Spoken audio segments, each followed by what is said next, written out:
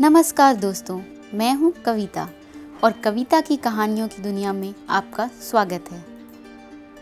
आज मैं आपके लिए लाई हूँ एक नई कहानी। इस कहानी का शीर्षक है भगवान का भरोसा। जाड़े का दिन था और शाम हो गई थी। आसमान में बादल छाए थे। एक नीम के पेड़ पे बहुत से कौवे बैठे थे। वे सब बार बार काँव काँव कर रहे थे और एक दूसरे से झगड़ भी रहे थे। इसी समय एक छोटी सी मैना आई और उसी नीम के पेड़ की एक डाल पर बैठ गई। मैना को देखते ही कई कौवे उस पर टूट पड़े। बेचारी मैना ने कहा, बादल बहुत है, इसलिए आज जल्दी अंधेरा हो गया है। मैं अपना घोंसला भूल गई हूँ। मुझे आज रात यहाँ बैठे रहने दो। कौवों ने कहा, नहीं, यह पेड़ हमारा है, तुम यहाँ से भाग जा।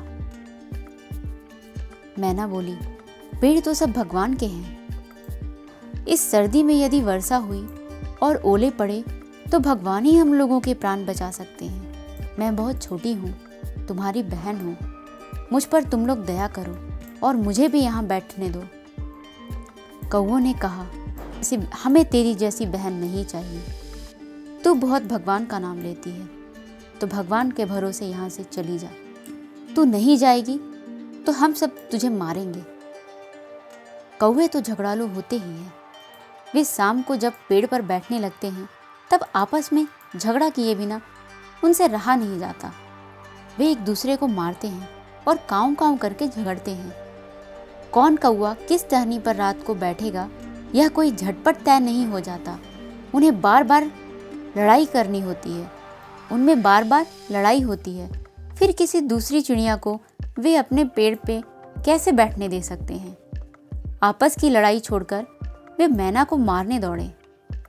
कौवों को काँव काँव करके अपनी ओर झपटते देखकर बेचारी मैना वहां से उड़ गई और दूर जाकर एक आम के पेड़ पर बैठ गई।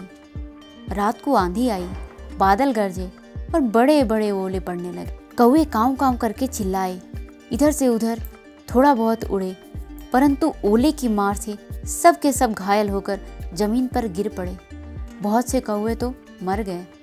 मैना जिस आम पर बैठी थी उसकी एक मोटी डाल आंधी में टूट गई। डाल भीतर से सड़ गई थी और पोली हो गई थी। डाल टूटने पर उसकी जड़ के पास पेड़ में एक खोडर हो गया। छोटी मैना उसमें घुस गई। उसे एक भी ओला नहीं लगा। सवेरा हुआ। 2 घड़ी दिन चढ़ने पर चमकीली धूप निकली। मैना खोडर में से निकली। पंख फैलाकर चहक कर उसने भगवान को प्रणाम किया और उड़ी। पृथ्वी पर ओले से घायल पड़े हुए कौवे ने मैना को उड़ते देखकर बड़े कष्ट से कहा, मैना बहन, तुम कहाँ रही?